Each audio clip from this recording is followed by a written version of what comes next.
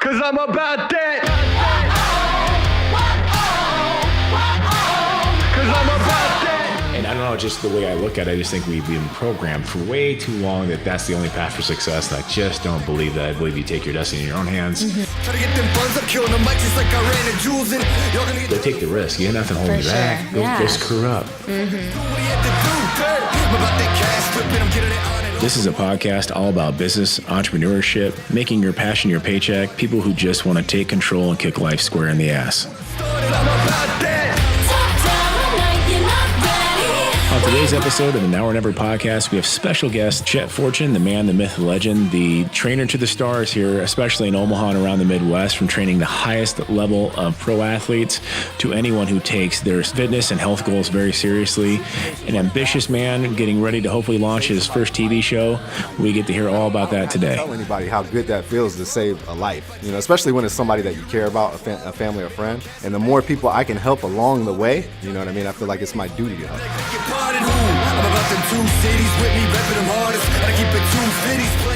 So we've got Chet Fortune in the house, talking all things business entrepreneur. He has made some big changes this last year, going full entrepreneur at this point in time. And tell us a little bit about the story. Like, tell us like how you started, how you got to where you are now, and what you're doing now.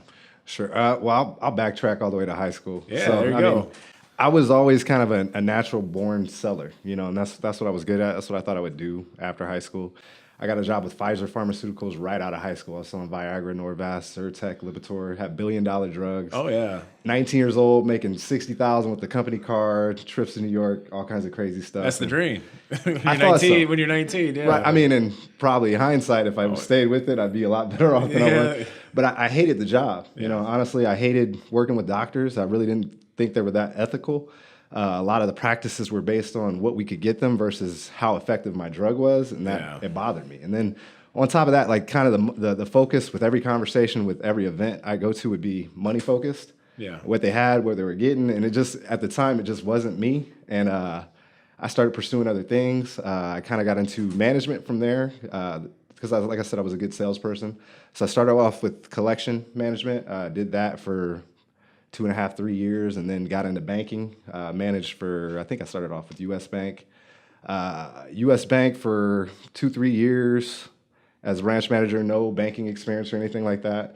But I was able to take my branch from like 18th to 2nd in our division, or our region. So I was good at that too. Left that for a little while to pursue entrepreneurship. I always had that spirit. I went to college for business, and I opened up a cleaning service. So that was kind of cool. Lifetime janitorial, you know, like got a little van and all this equipment and, you know, started selling my ass off. And the thing about it was I hated cleaning up behind people. So it was just like, I've got the right idea, you know, but at the same time, this is not the right profession for me. So kind of worked a couple odd jobs, worked at the casino for a little while as a dealer, dealt craps, roulette, everything under the sun there. It was a fun job, but it was a job. It wasn't something I saw myself doing long term. And, you know, the hours were terrible. So, you know, at the time I had my son, he was pretty young. So I was like, this isn't sustainable either. I got back into branch management with American National, did that for a while. And it was just kind of the run of the sun. You're only as good as your last month type of thing. Yeah. And that always bothered me, you know, like no matter how good you did and no matter how much you brought that branch up, if you struggled for a couple months, you know, like kind of eyes were on you. Another issue I had was just meetings. Like, you know, why are we meeting? Exactly. Micromanagement. Yeah. So that bothered me. And so I started thinking, you know, like, hey, I need to do something on my own for myself. But I wasn't really quite sure what that was. I knew I was passionate about fitness. I liked working out. When I was at the casino, I'd have like 4 or 5 people follow me to the gym. And then it just kind of got me thinking like, hey, I might be able to make money doing this, you know, so I got my certification, never wanted to work for a box gym or a global. I didn't want to do it their way. I wanted to do it my way. Yeah. And so I opened up Warrior Fitness Center June 2012. No experience, never trained, no group experience for sure. And that's kind of how we platformed our business from the jump to get people in the door. Yeah. Because it's not like a 24/7 thing. Group training's a lot easier to pull in that first dollar, that's for sure. Oh, for sure. Especially when nobody knows who the hell you are. Yeah. You throw a Groupon out and, you know, people come. But did that for a long time, loved it. The overhead killed us. We just had the wrong business plan to begin with. We started off 3 trainers coming together. We'd all rent space and kind of go that way. And it turned into more so one person wasn't the business-minded person. He was kind of a trainer. People should show up, and I train them, and just no business background. So that kind of fell through. It ended up being me and my other partner. Real good business guy, real good guy, could sell, but he started a nonprofit at the same time. So that nonprofit, unfortunately, community-driven, it took a lot from him. So for the last 5-6 years, it became one person running this 5,000 square foot building. Yeah. And it was difficult, because I love the training aspect and I love dealing with people, helping people through their transitions. But at the same time, like trying to carry on the business and the operation end, it was too much for me at the time. But, so I kind of last October started looking at some opportunities. It was actually February because I knew we were going to close doors in October. We weren't going to try to renew our lease or anything like that. We were actually trying to get out of our lease at the time. And so Union Pacific had a job opening as a train dispatcher, and it was kind of one of those jobs that you could retire from. You had that security, and I'm thinking like, I could still do my passion on the side more so as a hobby, and it could be money, but I could still help people and do something I enjoy. Yeah. And then I've got the security blanket. So started off going through that process, and I mean, shortly after realized like, dude, this is not going to be me. This is a great job, great opportunity, great company. I've never heard anybody say many things that are bad about Union Pacific, but at the same time, like through that process, I just realized, management still has a way of controlling it. I got the vibe that you should be proud to work here. Like you're lucky to have a job with us. When really these organizations, like you're lucky to have great employees. People are the only thing that matters. That's what makes the company. And that's it. It doesn't mean you could have the worst location, the worst whatever, but if you have the best person behind the counter, you can turn that into an A-class location. But people are the only asset that makes a damn bit of difference, in my opinion. And I think a lot of bigger companies lose sight of that. Very much like so. you said with the banks, when you have down months, Union Pacific. Like, how old were you when you left doing pharmaceutical sales? 2021. See, that's crazy. That speaks a lot to your character, though. Yeah. At 2021, I was like, okay, how do I get my next case of beer? When I got $4, but to make that decision to leave that kind of financial security to jump to something else, to get more passion, that's huge. I mean, I don't think we see that a lot in a lot of 20 and 21-year-old kids. I mean, is that just from your upbringing, you think, that why you were able to? No, I think, like my dad, he never was like a risk taker. Like he was kind of like, he was in the Air Force and the safe mode. I mean, he's the type, even right now, every time I see him, hey, drive safe, make sure you get home, call me, text me, everything. When I call, everything all right? So because of that, I think I kind of was completely the opposite. Like going into my outlook and working was just like, I'm going to be that risk taker, because like there's reward and risk. We had a good family friend that used to work for him in the Air Force. And I remember at one point, she wanted him to leave the Air Force to kind of join forces with her. They were doing the same thing, but privately instead of for the Air Force. And he didn't go. She took that route, and she's kind of like a second mom to me. Yeah. But 5 years later, she sold the Blackstone Group for about $10 million.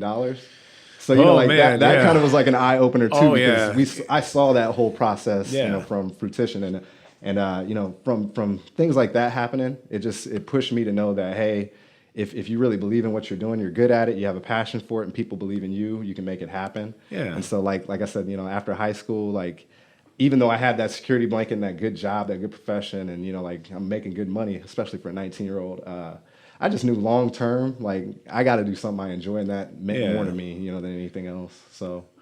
Well, you have a lot of family pride when it's your own. You know what I mean? Like your kids, your family, like it's your own business. It's your name. It's your sweat on your back. I mean, literally, like I see your marketing, and we'll get a little more into that, but it's you. They're buying you. And I think that's what's awesome about it, especially when you have a strong personality. And I like that, it's, getting away. We talked about this previously in another podcast with Mike Giovanni and also with Mindy Harley, who actually used to be a dealer at a casino too. So it's crazy. Yeah, this day is insane. But leaving something that was maybe a good check to do something more that you have a passion that you believe in. I think it's, again, we're ingrained in this system to do what we have to do to get the check, regardless of what it is we're doing. And I think you and I have spoken that personally about even like college debt. Yeah. Like you went to college, you did the route. Sure. And you did the debt, and so did I. Right. Business, and I'm still paying mine. Yeah. I don't know if you're still paying yours. But For life. For life. But, I think that it inhibits people from being able to take those leaps and those bounds. And I think it takes even more fortitude to make that leap when you have those financial obligations. Oh, yeah. I know for us, as having family and having 6 kids, it's scary. And watching you do that, Union Pacific, that's the retirement job, Right, Yeah. But if you don't wake up in the morning excited to go, life's too short. Yeah. You got to jump to something that makes you want to get out of bed, and you can't wait. Like I'm excited for Mondays, Right? Because I get to go back in the office to get caught up, get my stuff done, get see what the week's gonna bring, the plan. And I spent way too many years being like, oh shit, it's Monday. Yeah. Oh man, I gotta go to work, and I guess I really don't get a day off, but I get excited because I get to see everybody on Monday. That's what I do, you know? And that's, I think and you said too, you're helping people make those transitions. I've seen you train people everywhere from young to 60 plus. Right. Is it just you have a clientele you search for, or you just look for anybody who's willing to take it seriously, or what do you look for? Like as a business owner, I think you have the clientele that will come and pay you and be consistent, and that's more important. People that are consistent. Yeah. Just because you want to be consistent for them, you want them to buy into what you're feeding them. And, I like those stories of, the people that need to lose 100 pounds. I also like working with world-class athletes, So I don't like to close the door and, just put myself in one market, and I know as any successful business would do, you have your target demographic that you kind of go after. But, I've been able to kind of be successful with everybody in between, and I have that niche for working with athletes because I can motivate them from a physical standpoint. I think, like my first NFL athlete, Kenny Anatolu, he kind of popped in. He had a bicep injury, was coming back on a contract year, and, saw me do some things that year that kind of intrigued him from just fitness videos, working out, doing some stuff he couldn't do. So he was just like, hey, let me reach out. I remember him back from UNO days. Yeah. Let me see what he's doing. So we worked with him over the summer, got him a few contract offers. He turned them all down because he even realized, my health and my kids, I've made enough money to be successful for the rest of my life. And, it's just not worth risking, that next play could be my last play. That next play, I might not walk off the field. Yeah. And, now I feel great. I know that I could play if I want to. But at the same time, my kids and family and building, my life after football is more important to me. So, I love those stories. But like I said, I love the people that come to me because they've got diabetes and they have no other choice but to be there. They're all great stories. So how does that affect your family life with, the kids and the family as far as transitioning from the paycheck to it's all Chet? Sure. Like how do you guys handle that? I guess she's been pretty supportive over the years. My kids are completely understanding because a lot of times I'm gone. You're at the mercy of everybody else's schedule when you're a personal trainer. Yeah. And typically that's hours before and after work. Where the kids are at school most of the day. So there's a lot of days where they see me an hour before they go to sleep, or early in the morning, right before they go to school, if I have some late clients that day or something like that. But you find time to spend time and devote to them, and I think in the end they know what I'm after. And my kids have been completely understanding and supportive too. During the summer when they get more time, I try to I guess feed them into my joy of fitness and try to do some things with them. But that's all you can do is really find time outside of your time. It's like our 19-year-old when she was 15, 16. Like, come to the gym with us. Yeah. My headphones I can't find my headphones. Sure. She's off the treadmill. I gotta go to the back. I gotta drink. And he's still like, well, stop push it. And so my 13-year-old son, I haven't pushed it. I tried a little bit. And he's like, come on, hit the weights this summer. I'm like, praise Jesus. Yes. I'm like, I'm not trying to get too geeked out, but I'm like, yes, because now it's that's my thing. It's always been my thing since I was a kid. And now that she's transitioning out of she's had a steady paycheck her whole life. Mm-hmm. And now she's transitioning into personal training full time. Sure. In all the companies. And, it's scary. Like, I'm cooler with it because I've done this for a while, but I'm kind of let her do her thing. And now she's, you speak on that. With you, I guess, advice that you would have, me being a new, entrepreneur, sure, coming from that corporate world, that solid paycheck, transitioning into an entrepreneur, what advice do you have, I guess? I think, when you're on your own as a personal trainer, you have that Like you want to be nice to everybody. You don't want to be too pushy. And then it's funny because like when you work for big organizations and like you might be commission based or commission might be the majority of your paycheck, you're a lot more persistent when you're working for another organization. And it's like stuff that you don't even care about. Like, you know, it's insurance sales or whatever, you know, like, and I don't care about insurance, but I need that money. So I'm gonna push it on you. Yeah. And then when you do it on your own, you know, as a personal trainer,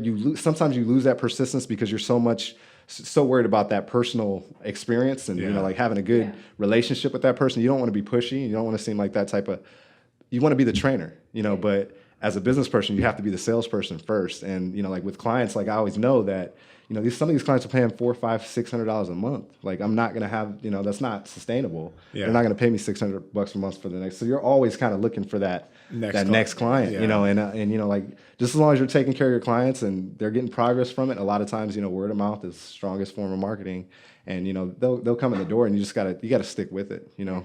And as a personal trainer, I'm a big advocate of, you need to play the part, you know, like just like we were talking about doctors earlier, like, you know, like personal trainer, like, and it doesn't mean you have to be in perfect shape because, you know, my old partner, Patrick, he'll be the first to tell you, like, you know, like I have my on and off moments, you know, where I'm off track and I'm on track, but there's clients that love that, you know, they like that inconsistency too, because it's more relatable, you know, like not everybody is in show shape or ever going to be in a stage shape. And, you know, they like seeing people that kind of look like them and have their own struggles too. So I like persistence, consistency, you know, just putting as much content out, you know, like in today's world, you know, like having social media, it's just night and day from what it used to be to have to, you know, sell yourself. Yeah. Do you find yourself getting as much from social media as you do word of mouth, or they kind of just combine together?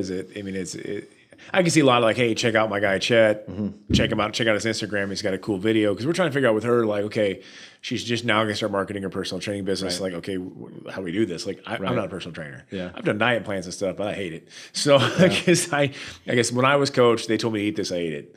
And people are pickier than me. So, but, you know, we're trying to figure out with her, like, you know, best ways. Okay, should we do some video content, some social media? Is it you know, like what's the best way? Because we're going to be doing a lot of mailers and stuff for the gyms we own, Iron Heaven. But at the same point, okay, what works? Because it's not.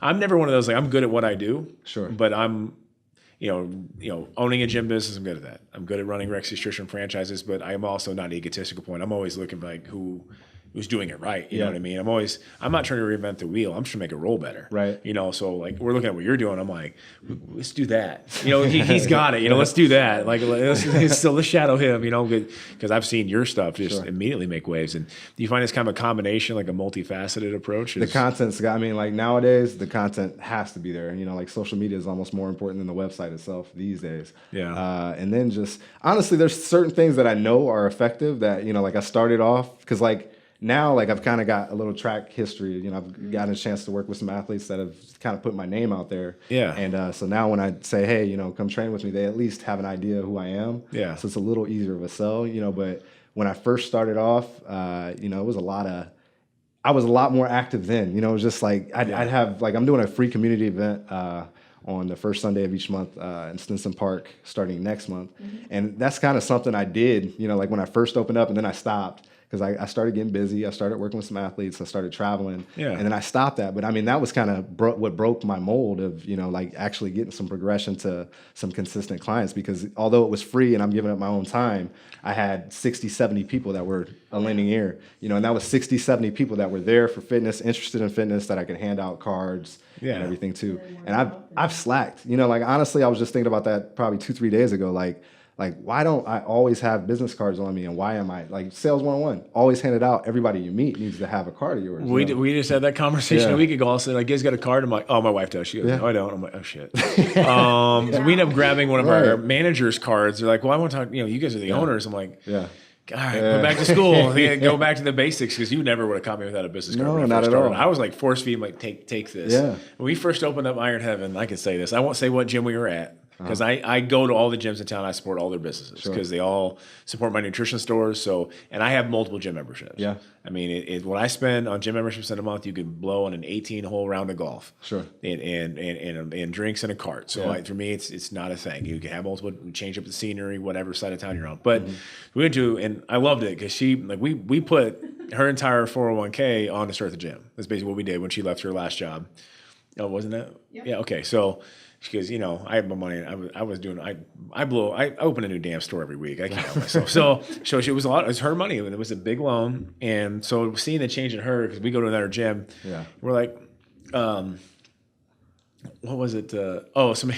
She goes to give a card. She goes, you need to come check out Iron Heaven. She goes, my company pays my bill. She goes, well, you have a friend that doesn't have that. And That's right. Looks at it uncomfortably, like take that card. Like they're not walking out. I'm like, slow your roll a little bit. She goes, hell no, that's my 401k. Like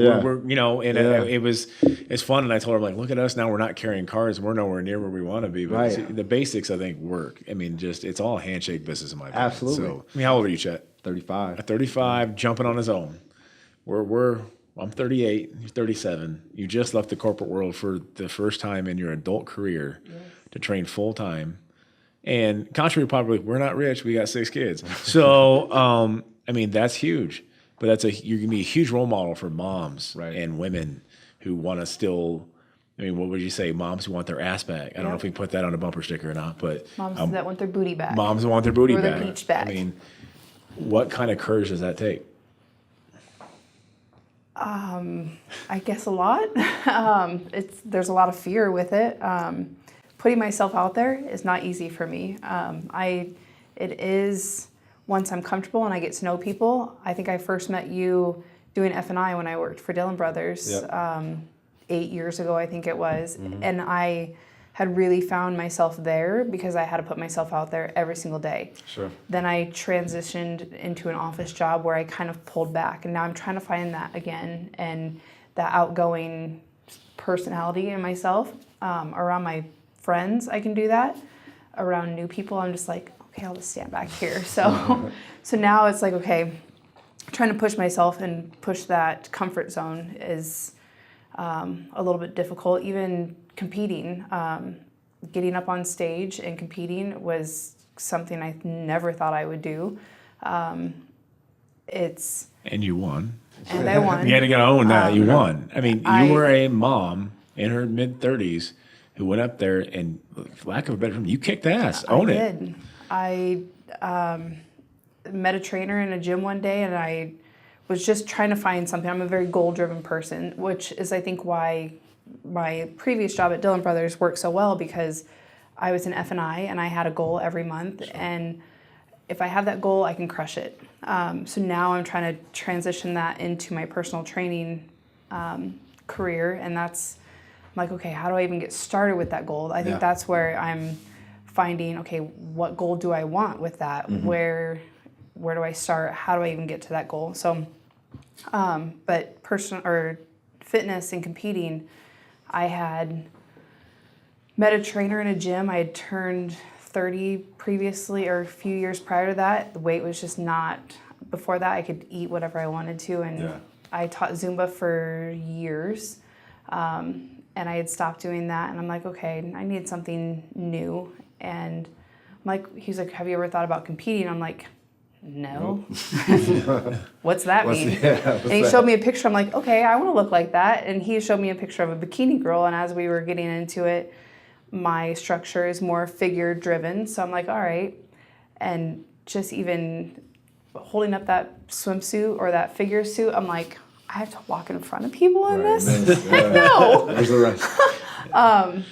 But ended up finding confidence in that I never thought I would, and that was kind of amazing. And love the fitness and nutrition aspect and the sport of it. So trying to put that into that passion into my paycheck. So. But I think that's it. Like you asked me how to sell, and I mean, people have to hear that story. Oh yeah. And like I told about social media. Like I've got a creative development team that's been helping me for the past 6 weeks, and a lot of the direction that he's taken from content perspective, from what we want to do from the rebuild of the website, and even this community event is they don't want to hear about like the Arnold. Like the Arnold's a good story. You win that, it's a great story, but the entrepreneur, how you got there, is a better story. Oh yeah. So like if they can tie in, people don't buy products or services, they buy people. Yeah. So definitely. like people hearing that story, like, oh, she did it, I can do it, and then that's what's going to drive those clients, because I could tell you 9 times out of 10 that stay-at-home mom clientele is going to be into you more than they are into me. They're going to be a lot more comfortable with that. So they just need to hear that story. What was it? The first story. client she got, she comes home. She's like, I've got X. I won't say her name. She's 65. She had triplets, and she wants to look good, blah, blah, blah, jacked up. I'm like, you're the person that can relate to that. Sure. I can't. What am I going to say? Like, no matter what happens to me, I can't give birth. So I automatically don't qualify to get up to your level. So I mean, I could have my leg cut off and it wouldn't matter because I can't give birth. So, but you know, you can relate in a way that I don't think other people could. And I think that's where people relate to all business owners. You know, it's when people find out, like, a lot of our personal stories that, you know, like, hey, I was homeless at 19, sleeping in the back of my car. That's when my buddy Mike did an interview with us, and like we started our first lawn service. We had to break into the computer lab, print off free flyers. We didn't have any money, and legally put them in mailboxes. It's a good thing the statute of limitations is over. But you know, that's what we had to do to hustle and to get here. And then people found out how I was delivering pizza at night when I first started Rexy. It was 2 master's degrees, and I'd close up at 8 o'clock, and I'd go deliver pizza for 3 hours. And Shane, my business partner, would work concrete construction 4 o'clock in the morning until 9, and change clothes in the back of the shop and go to work. And that's what we had to do. And you know, there's no trust fund behind this. I mean, it would have been nice to have one. So if I got any rich uncles out there that want to leave me a bunch of money, that's totally cool. But you know, and that's, I think, but it also changes our perspective with our kids as a parent, especially an entrepreneur, that we like. I want to give them a leg up, but never a handout, because I believe the handouts inhibit them from really finding what their passion is. You know? Absolutely. There's always a safety blanket.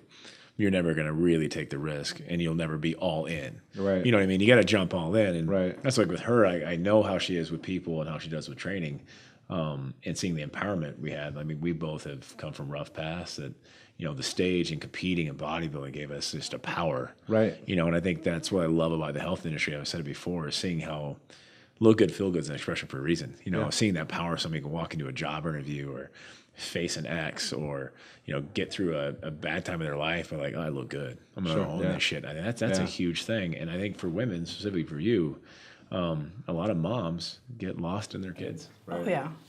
That's very easy. I mean, we have a 2-month-old. I'm extremely lost in in him, and why I didn't have business cards on me, because transitioning into a diaper bag, I'm like, I can't take everything. You know, so I mean, just figuring that out. But it's very easy to. What was the picture he posted of you on Instagram yesterday? Baby in the carrier while you're personal training somebody on the machine in the gym. That's 1,000 words. Oh, yeah. I mean, I couldn't do it. I mean, I don't even have anything to do with feeding him during the night. And I'm just waking up listening to you, and I'm like, I'm so tired. I need like 2 Bang energy drinks. You can't even consume that. Like, you're doing this all natural. Like, I know. I mean, if men had to give birth, the world would have ended a long time ago. It goes back to what you had said about living out if you're a trainer, fit the part. Right. I don't want to be a trainer that is overweight or not in shape, and so I'm like, all right, I didn't get to work out for so long because of fertility treatments and then a high-risk pregnancy. So now that I'm able to, I'm like, oh, I'm all in. If I can get everything else to fall back in line, I'll be happy. It'll get there. But I think that's what we find. It's twofold. People who've never been in shape, or people who were in shape and let it go, and it's so hard to start. It is. And I think them watching the journey as we do it is half the battle. Because I mean, I got my 20-year reunion coming up this year, which makes me feel really old. And my 10-year reunion is right when I first got Facebook, and somebody posted a picture of me at 340 pounds. I'm like, who ate me? Who is that very large, you know, Michelin man looking kid who looks like me? And that's when I'm like, okay, this is done. Right. That's done. You know, I don't want to be that. And I think I told her now, I'm like, I don't have to be stage lane. But I told her, when we go on vacation, our goal is that if we tell people we own a gym, Iron Heaven, and we own Rexy's nutrition stores, they're like, okay, cool. I don't want that.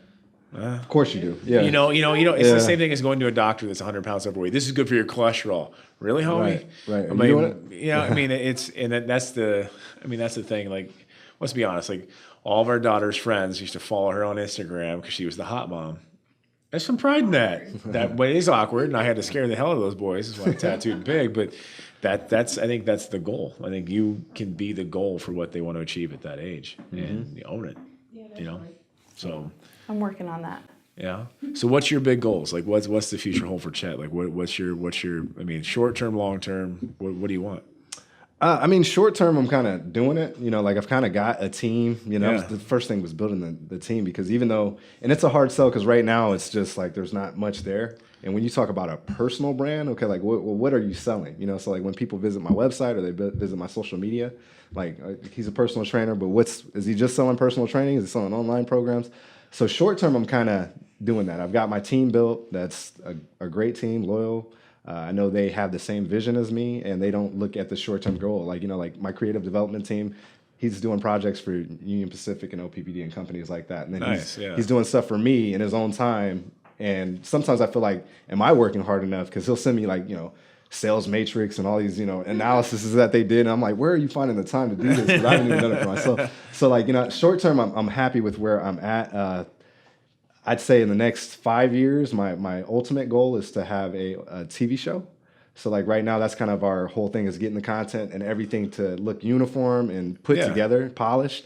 So that way, when we do a pilot, we're looking at about a 9-month time frame of doing our first pilot. Nice. And like my idea is kind of like the doctors, but with fitness trainers, with trainers. Yeah. So like right now, we're trying to put all the puzzles pieces together so we can have a polished content from social media, from the website, and then actually put a show together. And then that'd be, what I want to do ideally. That's awesome. And that's the thing. That's why this entire podcast, YouTube series has started. So this has been my goal, is that, motivational speaking, business speaking specifically, has been my passion for like forever. Like when she met me, she was like, I do all these speaking engagements, all this stuff. And then I kind of stopped, and she was like, why? I'm like, I just don't have the time. Like I have so many businesses. And so now I'm making moves to make it so I can get back to doing it. Speaking at the Health Expo last year, everybody else is nervous. I'm like, give me the mic. I don't care. Yeah. And I'm doing one for free up in Norfolk just because it's something I'm passionate about, is keeping kids healthy and safe and athletes. And that's, so I'm, of course, I invite other people, and they're like, yeah, you're going to be like the main one though, right? Yeah. Yes, I'll have them for you. It's not a problem. But,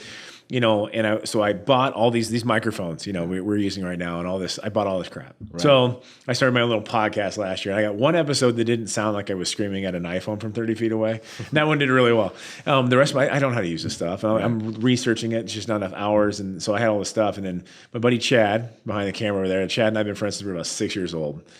Chad Cunningham, and we met last year. We were about doing some other projects for the gym, and they just didn't fell through. And he contacted me a while back. He's like, "You need to do this YouTube thing. You got to do this podcast thing, like this whole." I'm like, "So glad you called me, because I've got all these microphones. I got all this shit, and I have no idea how to use any of it. But I read all the reviews, and I bought all this crap. But it's something that I wanted to do. And I'm like, if I told her, we talked about proposal, and Brittney's like, well, let's just do it. I'm going to jump. I'm going to do it, and there's no guarantees of anything coming out of this. And like all these companies, and I love seeing people take their future in their own hands, make their passion their paycheck. If they got the hustle, they should be able to get the money. You know what I mean? They should have the opportunity. Yeah.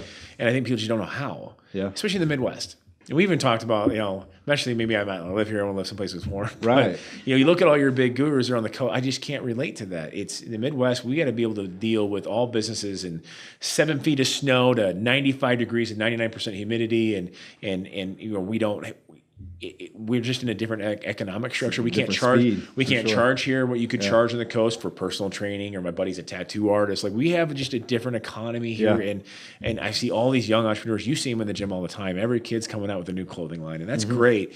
But I'm like, they don't know how to do it. Not here. Yeah. And I think that's what I want to get from this. And it was funny. Chad came up and he just jumped out on his own. And I'm like, let's do this shit. Like, you know how to use this stuff? Cool. I've got a box full of microphones. He's like, you got some great stuff. I'm like, I know, right? I don't know how to use any of it. That's 38. Like I told my kids, like I'm just beginning. Yeah. My ambition is much bigger than my ambition writes checks that my bank account can't cash. That's true. But just finding where my passion is, and that it's now or never. Yeah. You either do it now, it's never going to happen. There's no guarantee that there is ever going to be a tomorrow. And you might as well, if you're going to go through life, you might as well do something you love that impacts other people in a positive way. Otherwise, we are just wasting our damn time. Sure. Here. So, you got to make a jump. Got to make a jump. You're living proof. I mean, the fact that you did it at 2021 from a huge financial position multiple times. Yeah.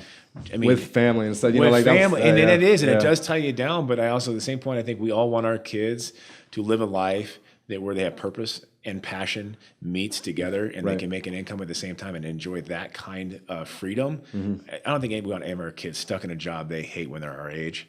So if we can teach them now by example, that's huge. I mean, you can only show that by example. You can't really teach it. Right. So, I mean, that's why my kids, I want them to get good grades.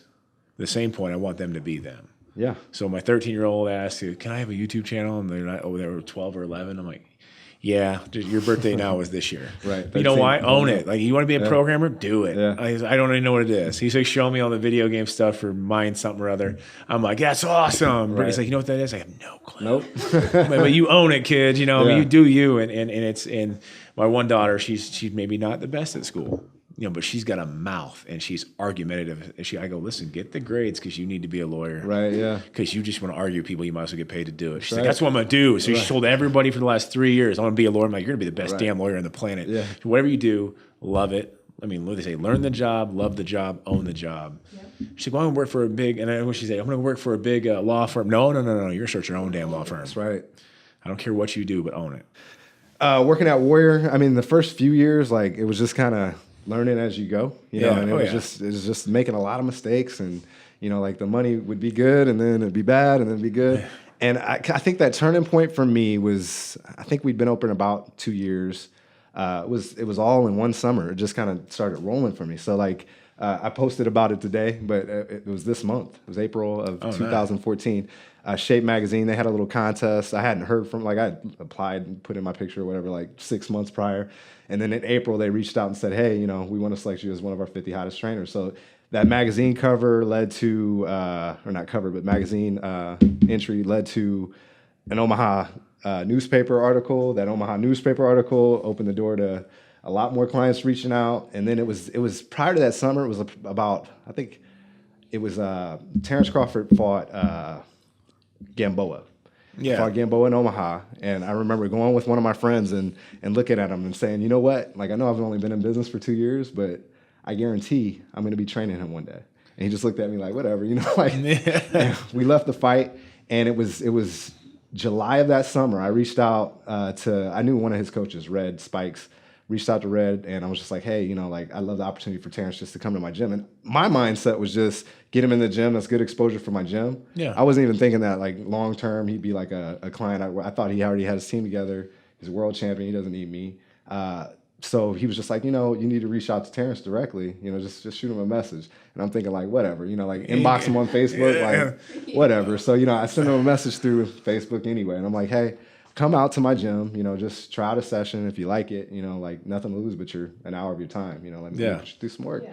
So he came out, he was like, sure, came out, and he was like, hey, I want to come back on Friday. I'm like, all right, cool, so like he came back out on Friday, and he was like, well, what's it going to take to bring you to camp? We leave in a week. And so like that was kind of the turning point for where it really just like, God, I'm good at this, like, and when I got to training camp, like sitting probably 2 weeks into training camp, sitting with one of the other coaches, the head coach, Bomac, he kind of looked at me and was like, did you ever think you'd be here? Like working with, he was like, we're the number one boxing team in the world right now. He was like, you ever think you'd be to this level? And I was like, absolutely. And I told him the story about Justin. So it was like one of those things that you manifest it. Like I knew that I wanted to run a gym. I didn't want to work for somebody. I didn't know the blueprint to it, but I talked about it. I talked about it to my friends and family if they believe me or not.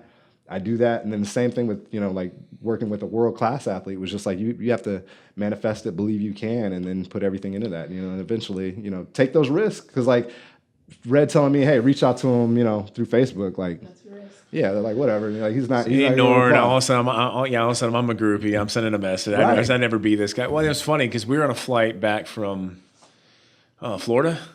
What we're looking at for franchise stores, and we ended up going to first class. Yeah. Now, don't think I'm high-fangled, people. I'm scared to death of flying, so I try to go to the spot with the least amount of turbulence because I'm a hot zoo, and they give me free drinks. So that way, so we're there, and all of a sudden, Terence Crawford sitting right behind us, and I'm geeking out because I'm a sports fanatic, and I'm like, this is T-Buck Crawford. Right. She's like, who is that? I go, oh my God, watch some sports, girl. Yeah. So I pull out my phone, pull my Instagram, that's him. She goes, oh. So we finally, I didn't want to bother him because he's tired.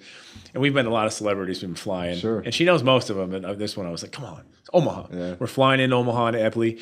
And he gets up right when we're getting up because we get out first. I'm like, what's up, champ? He kind of looks at me like, oh, who is this guy? I'm like, I just want to say, congratulations, Right. you know, sir, blah, blah, blah. Shook his hand. Like, I'm Tim Rex. He goes, you're the nutrition guy. I'm like, Terence Crawford knows who I me. am. Yeah, that's right. Yeah, he goes, I've seen you on TV and the radio, whatever. Yeah. We started talking about how we were competing.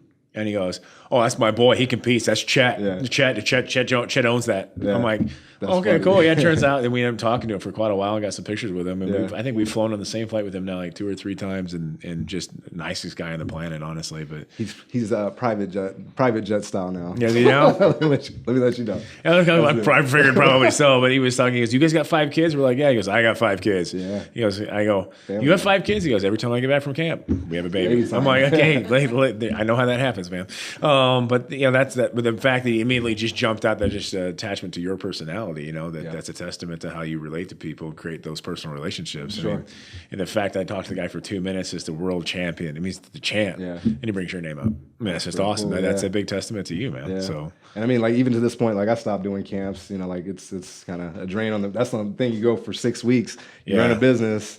You're picking that business back up when you get back. So you know, like I had a great experience. You know, like we've got a great relationship to this day. Yeah. But yeah, I mean, he's doing his thing. I'm doing mine. You know, like that's the thing. I've never, even as an entrepreneur, you know, like you got to have that your business in mind. So like my business, my personal brand, I wanted to build that. I started CoachChet.com and had that, you know, mindset of I want to start this personal brand, you know, like even before I kind of started working with Terence. And, you know, like I didn't want to lose track of that. Like I loved the experience that I gained. I loved every opportunity that, you know, he made for me, people that I'd never meet if it wasn't for him, and opportunities that opened, you know, up because of him. But at the same time, you know, like, yeah, I gotta have my own shine too. You know, like, you know, like I'm trying to build this, you're trying to build that, and I don't want to take away from that either. Oh, you no, know? So, by like, means, no. I'm not gonna distract you from what you're doing, you know, and vice versa. So, like, yeah, like I said, awesome guy. Still have a great relationship. We talk regularly, and That's awesome, though.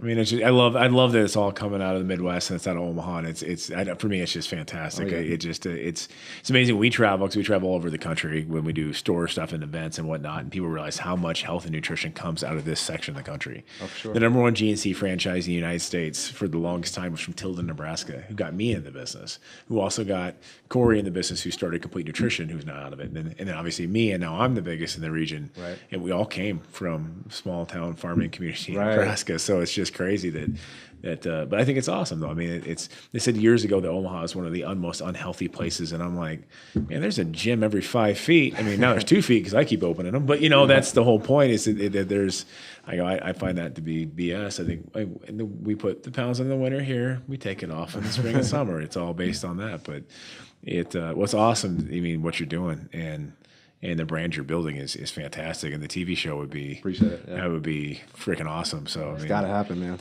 Well, I love it because I got banned from Julia Michaels' Twitter, Instagram, and Facebook feed. So all national trainers, I got a little disagreement with her. So I'd love to see you jump in. A lot of trainers, when they get into training nowadays, like they say, you know, I want to be a personal trainer, and they've never had much experience outside of what they see in a gym, so they really don't know what it takes to grow. And you know, like just that period of, you know, like where it's just feels like it's not working. But you know, like nowadays, like the top fitness trainers aren't even like seeing clients one-on-one. So like, is it truly your interest to work with people one-on-one? Is your interest to be a fitness mogul? You know, like a lot of, like I said, the top trainers now that have the biggest influence, they never see a client. Michael Morelli makes $5 to $10 million a year, and I don't know that he's ever trained a personal client one-on-one in his life. You know what I mean? So like, is that your ultimate goal to like, how do you want to help people? How do you want to affect them one-on-one? I would definitely want to work with people one-on-one or in person. I would rather have an impact in somebody's life. Like my 65-year-old client, I swear it's a therapy session every time she trains, because her and I get to just chat while she's training, and she tells me her story, and I have quite a story. And so just to be able to have that impact with people one-on-one would be more my goals, rather than the $5 million and hands off. Sure.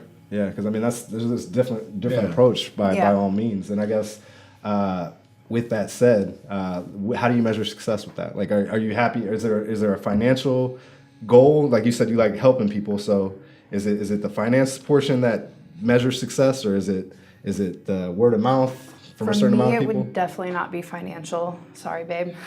Just cover our health insurance. That's all I asked.